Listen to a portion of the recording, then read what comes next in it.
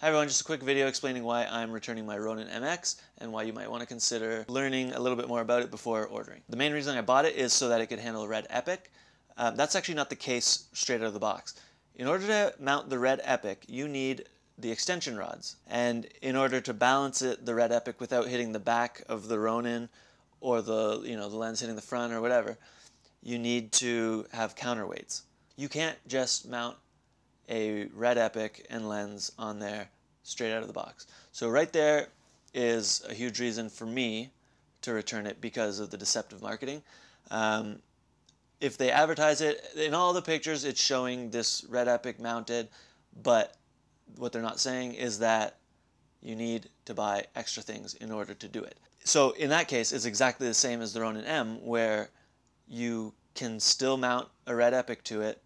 You just need extension rods. They don't advertise the Ronin M as being able to handle a Red Epic, but they advertise the MX as being able to handle a Red Epic.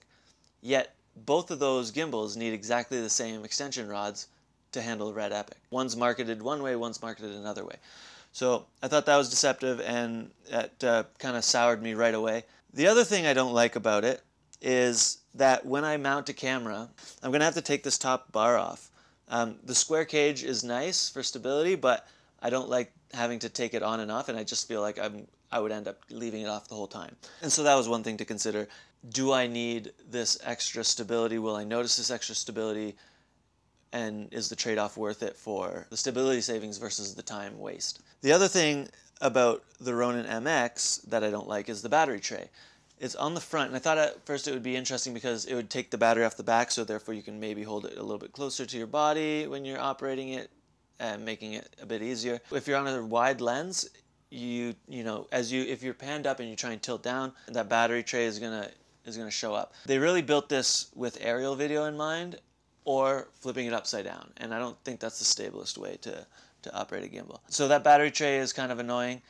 The additional battery that you can put on the back to power accessories I also thought was interesting, but what I didn't know was that you need an adapter in order to do that. So you need to clip in an adapter tray, which then clips in a battery so that you can have one DTAP port to power an accessory. You have two DTAP ports on the bottom of the cage here that are powered by the main battery, and so what I thought was that you could power these bottom DTAP ports off of the accessory battery. Therefore, you could have like a wireless transmitter or a wireless follow focus on that battery, so you could turn the gimbal on and off, transport it around, yet still have Video Village up or whatever.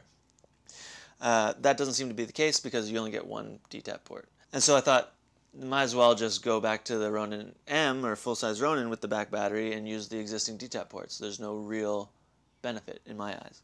The other thing that makes me want to get the Ronin M instead of the MX is that the MX is a whole pound heavier than the Ronin M. Actually, just over a pound lighter. So you'll notice that a lot if you're going for long periods of time, which I do. So that was another thing.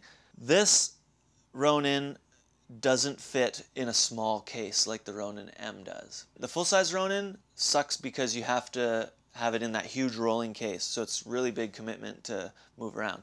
The Ronin MX I thought would be great because it could fit in a smaller case. The Ronin M fits in the Pelican 1510, or it fits in the Pelican IM 2600 case, which is like a briefcase.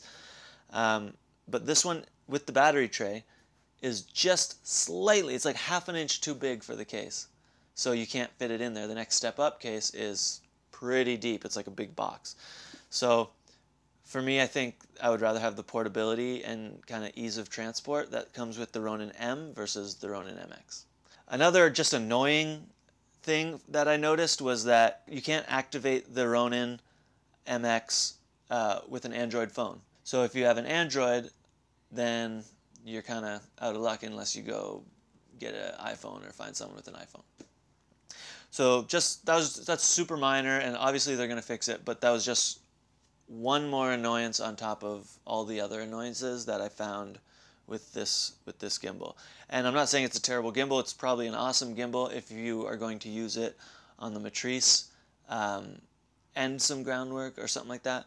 But for me, I just think that for the weight difference, the cost difference, and the deceptive marketing, those three things are what are making me return this and get the Ronin M.